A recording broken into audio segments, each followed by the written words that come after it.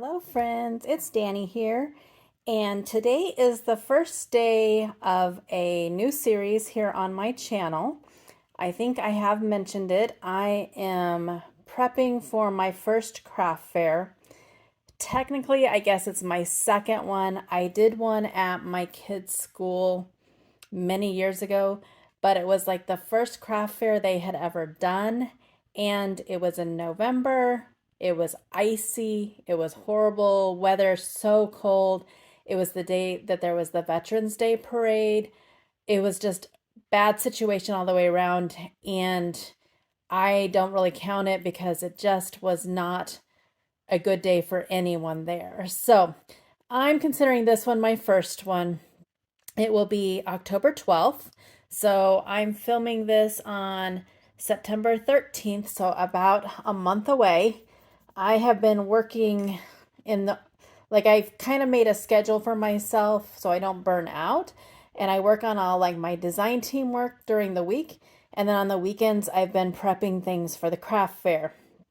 I'm calling this one my learning craft fair because I don't know what to expect. This one that I am doing is a rather big one. I'm very hopeful, but again, I've never done one. I don't know what to expect. I have watched several videos from people who have done craft fairs. I've asked people who have done craft fairs what sells, what doesn't. But I think it boils down to each individual craft fair because some things might sell great, and also parts of the country. They might sell great in one part and not the other. So I'm going in with just the mindset that this is a learning one. If it sells, awesome. If it doesn't, that's fine. I also have plans to do one in the spring and also again in the fall, and then I will make a decision whether to continue to do them or not. So in one of Craft by Jay's lives last night, I think it was, several people said that they would love to see what I'm making and what I'm selling. So I thought, why not? This would also be kind of a record for me as to what I took. Of course, I'm going to be taking my cards, but I also know that cards are a very niche, like you have to have a certain person to buy cards. It's not going to be a top seller. I know that. Plus, I wanted stuff to kind of draw people into the booth. So I have I have several different 3D project-y type things to get people to come into the booth, to get talking to them, and then to hopefully sell my cards as well. So over the next month or so, I hope to do several of these videos, and I will share with you what I've already created. I hope to do process videos on all of them. We'll see. But anyways, so this is day one. This is something that I've been making for a very long time. They go together super quick and easy. And since this craft fair is in the fall, it's October, I thought it would make a great stocking stuffer or Secret Santa gift or things like that. So what they are is Post-it note holders. So I have lots of different variants of it. Some I have made, like this one I've had around for a while. This uses a Craft and Chemie stamp and just some paper. Hope your day is ducky. This one I did put a ribbon on. I did not put a ribbon on the ones that I've made recently just for time's sake.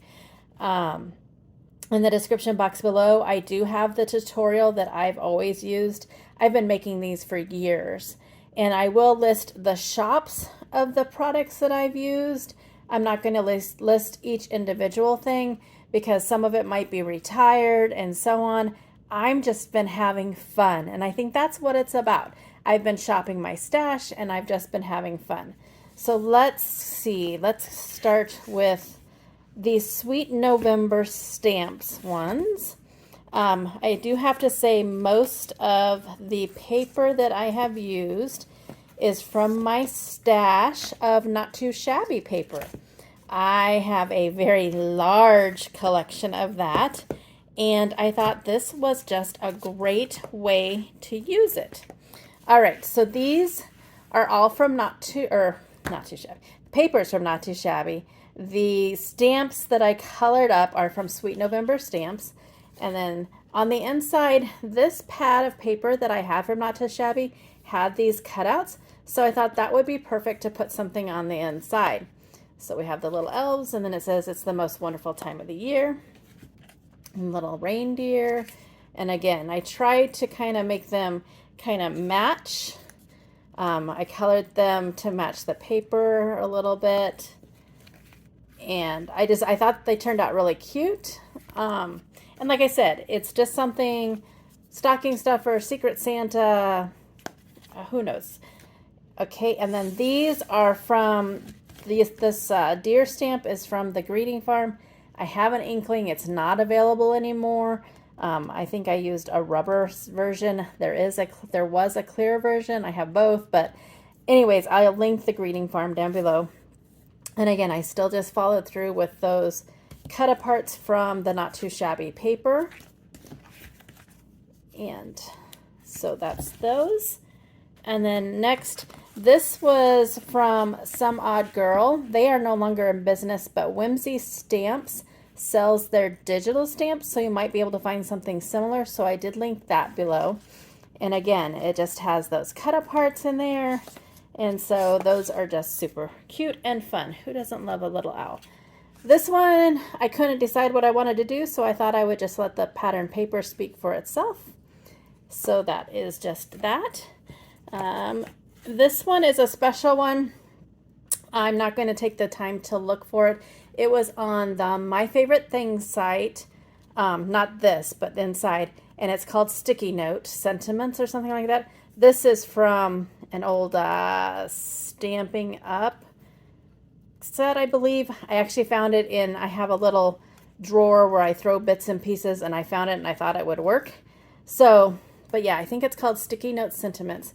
I only made one of these because it was a kind of a pain. You have to take, I'm going to use just the sentiments on other things, but you have to take the sticky note pad apart, but then you can stamp it like this one: you're the best, emotional support coworker, you rock today, thank you for always having my back, and so on. But like I said, it was kind of a pain, and I'm not going to be charging a lot for these, so I didn't want to put like hours and hours of work into them. So I only made the one of those, but I thought it was fun. And then I live in Nebraska. Nebraska is the most football state I have ever seen. They love their Huskers. So I made a whole series here of gnomes from Jada Blossom that are all the red and white for the Huskers. I made lots of them. I have a feeling, though, that I did not make enough. We'll see. I only made 3 of the cheerleaders, and I made lots of the football players. Guess you can't even see all of them. Let me see if I can go up a little bit. There we go. They're super cute. They went together a lot easier than I thought. I have to make a raffle basket. I think I'm going to do it in this theme. But then on the inside, I did put like game time, touchdown. Yeah, that's what I did on that one. I think I switched it up. Nope, maybe I didn't. But I'm hoping that the Husker fans, football fans, sports fans will like these. Go team, touchdown. But I thought they were super cute and fun and just a little bit different. And then on the cheerleader one, I messed this one up. This was the first cheerleader that I put together, and I had these long braids cut out, and I thought, oh, that would be perfect. Well, they really stuck out, and so then I thought I'd do it this way, but I didn't think about it. When you open it up, her little hat is longer, so whoever buys it, I will have to say, be extra careful with it.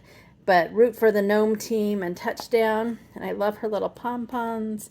And this one I gave a pom-pom and a little banner.